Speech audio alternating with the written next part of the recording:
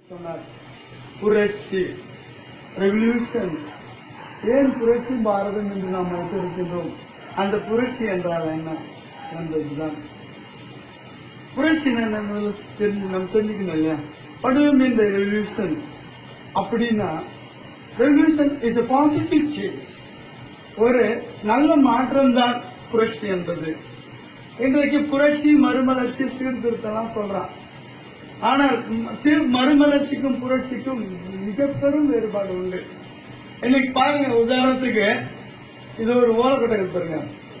இந்த ஓலக்கொட்டை மழை வந்தா இது வந்து இப்ப இருக்குது இன்றைய நிகழ்வு, இன்றைய நிலை. மழை வரும்போது இது நிறைய ஒழுகுது, அதாவது செல்லடிச்சிட்டு அதனால் ஒழுகுது. உடனே என்ன பண்றாங்கன்னா இது கொஞ்சம் பிரிச்சுட்டு அது திருப்பி அதை கட்டுறாங்க. கட்டிட்டு கொஞ்சம் வைக்கலாம் போடுறாங்க. இதற்கு பேர் தான் மறுமலர்ச்சின்னு.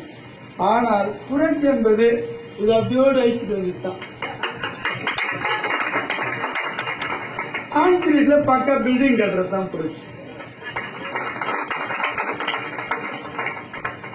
ஓரளவுக்கு புரிஞ்சிருக்குன்னு நினைக்கிறேன் உங்களுக்கு.